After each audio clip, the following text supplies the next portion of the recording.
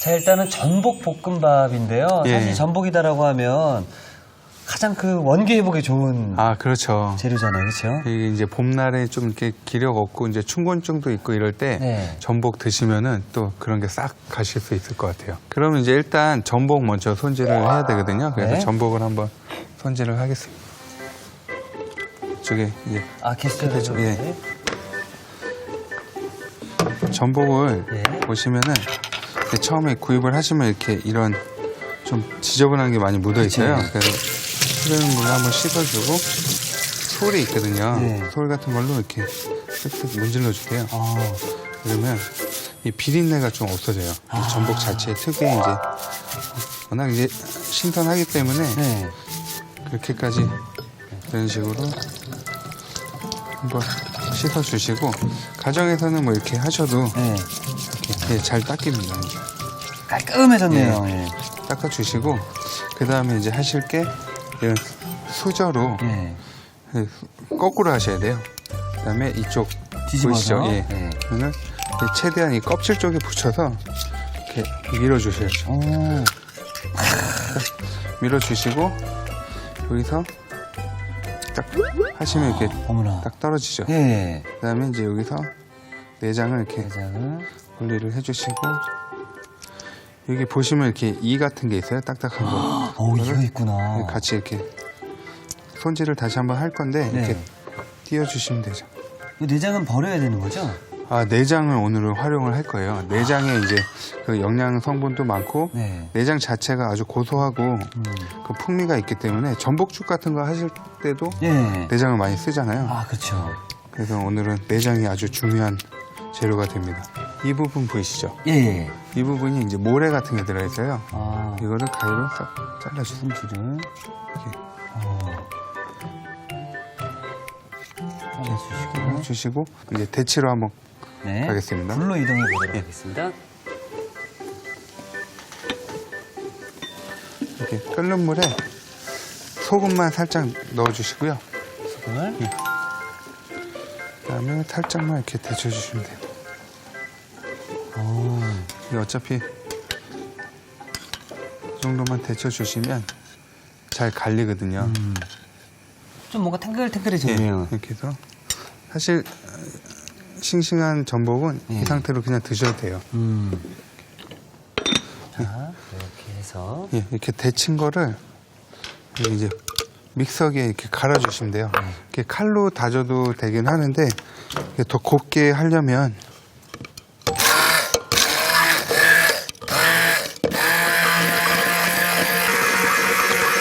예, 이 정도 갈아주시면 됩니다. 이렇게 이제 준비를 해주시고요. 그다음에 이제 전복을 물기를 한번 이렇게 제거를 해주시고 예, 그 도마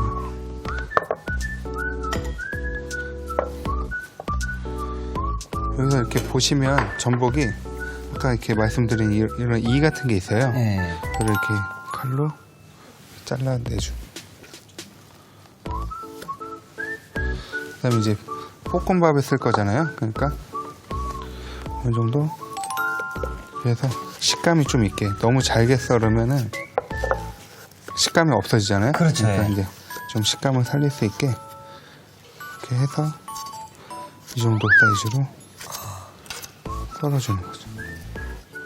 전 이런 거 보면서 참 인간이 대단하다라고 느낀 게 예, 전복이 몸에 좋은지 어떻게 알았을까요? 그러게요. 이게 또 그 바다 깊은 데서 이거를 또 네. 캐내고 해녀분들이 가갖고 또 그러니까요. 이렇게 뭐 양식도 물론 하지만 네. 자연산 전복 엄청 귀하잖아요. 그렇죠. 예. 요 상태로 예. 이렇게 그냥 먹어도 참 맛있잖아요. 예, 이 상태로 사실은 초장 같은 데다가 묻혀서 그렇죠. 예. 먹어도 맛있죠. 이게 그 회로도 먹을 수 있는 상태라서.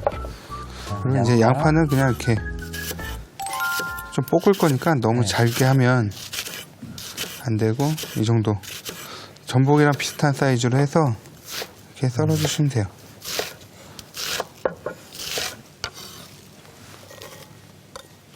실파는 볶음밥을 한 다음에 위에다 살짝 올려줄 거예요. 그렇게 뭐 많이 필요는 없는데 이렇게 고명으로 그래서 그냥 이런 식으로. 아니, 지금 제가 옆에서 이렇게 딱 보면은 예. 뭐 전복, 양파, 대파 끝인가요? 예, 뭐 재료가 일단 간단해야지 예. 이렇게 만드는 것도 이렇게 간단해지잖아요. 그렇죠. 예. 재료가 복잡하면 일단 엄두가 안 나요. 맞습니다. 예. 이렇게 뭐 하려고 그러면 아 이것도 있어야 되고 저것도 있어야 되고 이러다 보면 좀 요리를 한번 해볼까 하다가도 아이들한테 이렇게 한번 해줘야지 이렇게 생각을 하다가도 잘 안 되는 거죠. 맞습니다. 예. 여러분들 오늘 저녁에 전복볶음밥 드시고 싶으시면은 다른 재료들은 다 냉장고에 있는 것들이잖아요. 전복만 있으시면 되겠네요. 그렇죠? 예. 자, 그럼 이걸 어떻게 또 하면 좋을까요? 이쪽에서 이제 불로 이동하나요? 예, 불로 식용유를 좀 이렇게 둘러주세요. 둘러주시고 양파를 처음에 이제 양파를 볶아야죠. 향신채를 먼저 볶네요. 예. 이제 이렇게 볶아주세요. 이렇게 그냥 네. 어느 정도 볶아주시면 양파에서 이렇게 아삭거리는 맛도 나오고 네. 단맛도 좀 나거든요.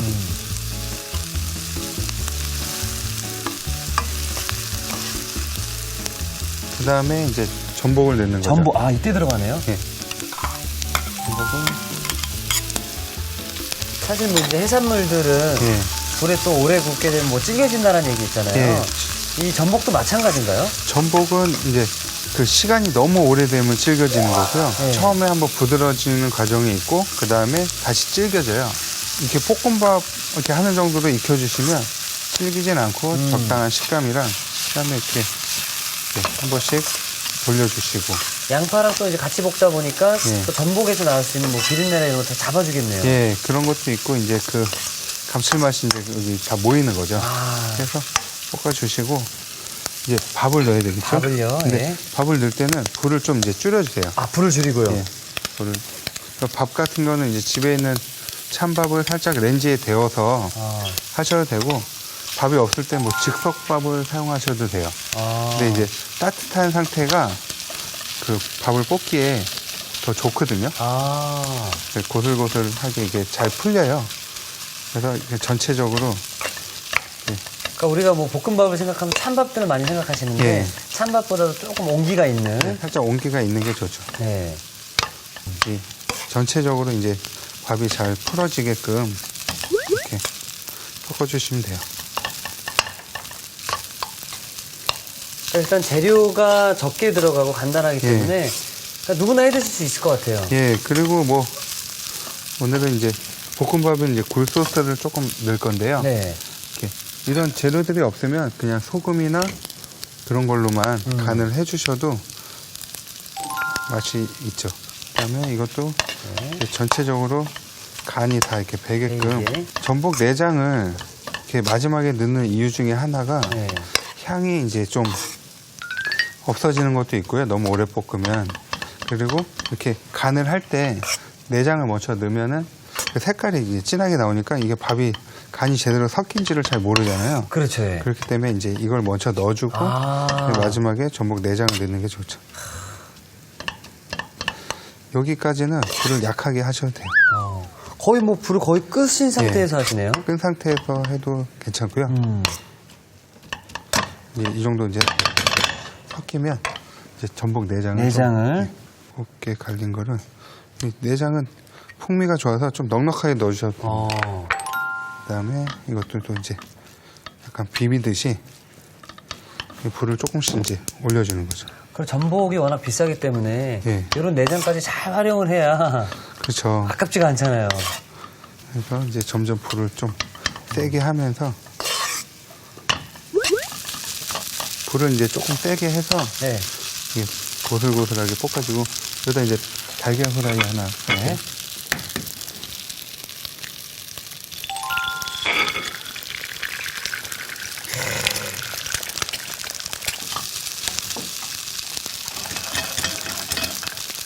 이게 이제 어느 정도 다 볶아지면 네. 그때 이게 버터를 넣어주시는 아, 거예요. 버터가 거의 마지막에 들어가네요. 버터 향을 살려주는 거죠. 버터가 처음에 들어갈 거라고 생각을 했었거든요. 처음에 넣는 것보다는 네. 향을 살려주기 위해서 마지막에 넣어야 이 버터 자체의 풍미도 살고 아, 또 이 버터하고 이 전복 내장하고 이게 잘 어울려요. 그렇군요. 그래서 그 향을 좀 잘 살려주는 거죠. 아, 그러면 버터 녹을 정도로만 이렇게 볶아주시면 이제 접시에 담을까요? 네, 이쪽으로 오시면 됩니다. 접시에 담아볼까요? 예. 이렇게 해주시고 네. 달걀 후라이만 이제 이렇게 살짝 달걀 후라이 이제 아우, 예뻐라. 반숙으로. 네, 놔주시고 그 다음에 이제 실파만 고명으로. 좀 한쪽에 이렇게 야. 올려주시면 야, 이렇게 하면 식당에서 먹는 거 아니야? 레스토랑이잖아요. 진짜. 예.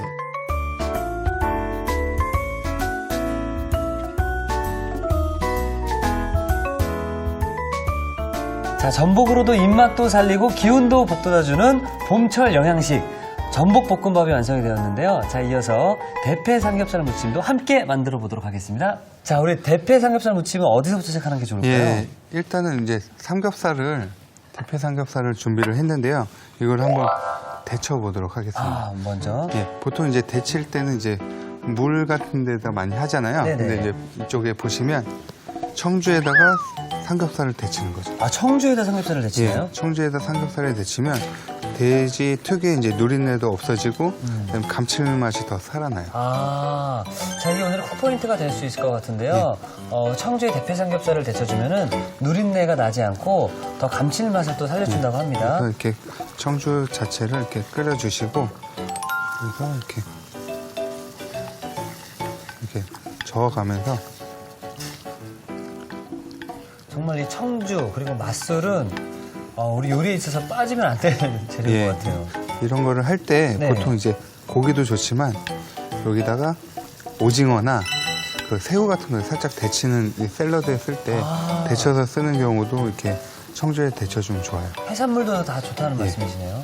그리고 이거를 차가운 물에 한번 헹굴게요. 네. 이거를 샐러드식으로 먹기 때문에 한번 예, 이렇게 차갑게 이제 식혀주시는 게 여기 차갑게 식히면 이 과정에서 이제 기름도 많이 빠지고요.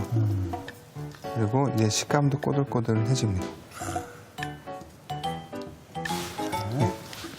이쪽으로 가시고 잠깐. 예. 그 다음에 이제 준비할 게 네. 이 그게 뭔가요? 이게 매실 장아찌예요. 아, 매실을 아시죠? 이제 예. 일본에 보면 우메보시라 그래서 매실 자체를 이렇게 밑반찬식으로 이렇게 조리를 해놓은 거예요. 그래서 이렇게 절여놓은 건데 이거를 이용해서 이제 그 드레싱을 좀 만들려고. 아, 그래서 이게 보시면 이 안에 씨가 들어있어요. 여기 보시면 예, 거기 있네요. 이 단단한 씨를 이렇게 벗겨내주시고 그리고 여기 오늘 그 대패 삼겹살 무침에 이제 소스가 되는 그런 예, 느낌인 거죠? 그렇죠. 이렇게 해서 씨를 이렇게 하나씩 빼주시고 네. 그걸 체에 내릴 거예요. 네. 그래서 이렇게 안에 과육만 남게 되니까 이거 그냥 먹게 되면 맛이 어떤가요? 한번 드셔보실래요? 괜찮나요, 예, 선생님? 예. 이게 원래 그냥도 먹는 거라서 네. 예. 좀 너무 짜거나 그러진 않겠죠? 약간 신맛 좋아하시나요? 신맛. 네. 좋아합니다. 예, 이게 약간 신맛에 약간 짭짤한 맛이 있어요. 그래서 죄송합니다. 너무 싱거운데. 그래서 여기다가 이제 너무 많이 한꺼번에 드셔가지고 이만 이게 체에 이렇게 내려주시면 돼요. 그렇게 편안하게 말씀해 주실 건가요?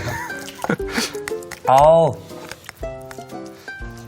그 정도 양이면 원래 밥 한 공기 드시는 양이거든요. 근데 너무 한꺼번에 드셔도 왜 먹어보라고 말씀하신 거죠? 저 조금만 드실 줄 알고.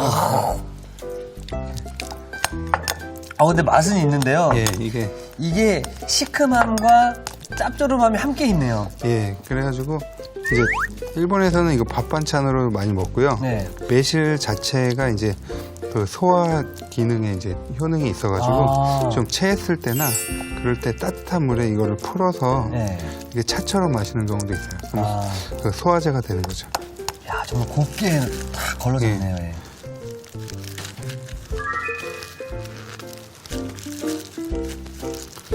채 걸른 그 매실장아찌를 예. 좀 여러 가지 재료를 좀 섞어줘야 돼요. 네. 그래서 여기 보시면 이 올리브유예요. 올리브유 좀 넣어주시고 그리고 간장은 간장. 이제 국간장이 조금 들어가고요. 네. 그리고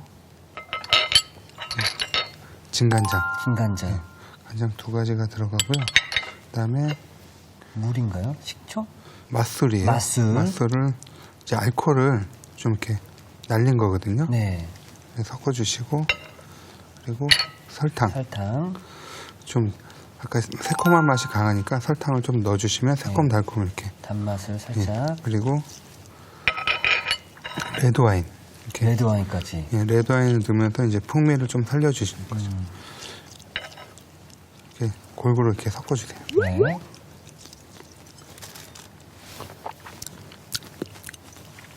맛이 괜찮나요? 예, 아까 그 맛보다는 훨씬 좋아졌어요. 아니, 이거는 저만 못 보게 하시고 아까 먹지 않아도 될 것을 예. 일단은 고기를 이제 저 환하게 쳐다보면서 아까보단 맛있는데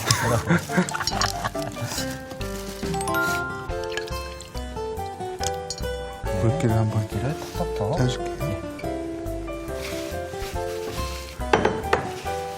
선생님 근데 제가 보니까 예. 치우다 보니까 위에 막 그 대패 삼겹살에 기름기가 둥둥 뜨네요. 그러니까 이게 대패 삼겹살 자체가 좀 기름이 많아서 좀 이렇게 안 좋아하시는 분들 있잖아요. 그렇죠. 예. 그래서 한번 데친 다음에 찬물로 이렇게 헹궈주시면 기름을 이렇게 빼서 담백하게 드실 수 있죠. 기름기가 쏙 빠지네요. 예. 이렇게 이제 기름을 빼주시고 여기다 이제 한번 묻혀주시는 거예요. 네.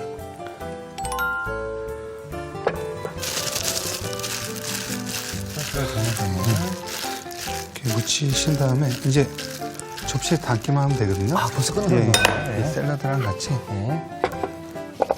이거를 살짝 같이 이렇게 묻혀주셔도 돼요. 아. 맛이.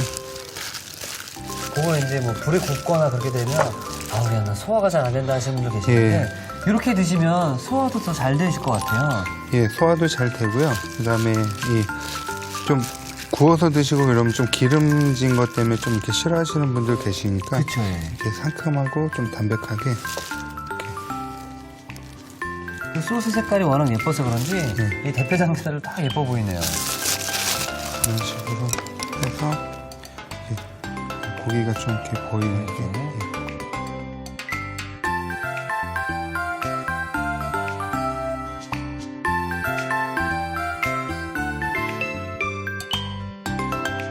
자, 정말 말씀하신 대로 2가지 요리가 간편하게 뚝딱 만들어졌는데요. 새콤한 맛에 입맛 돋는 대패 삼겹살 무침이 완성되었습니다. 여러분의 밥상을 더욱 특별하고 맛있게 오늘의 콕포인트를 살펴볼까요? 입맛 당기는 대패 삼겹살 무침, 맛깔나게 만드는 비법을 공개합니다. 끓고 있는 청주에 대패 삼겹살을 데쳐주는 게 키포인트. 이렇게 하면 누린내가 나지 않고 감칠맛이 살아난다는 사실. 한입 두입 자꾸만 손이 가는 맛. 대패 삼겹살 무침으로 새콤한 별미 요리를 만들어 보세요.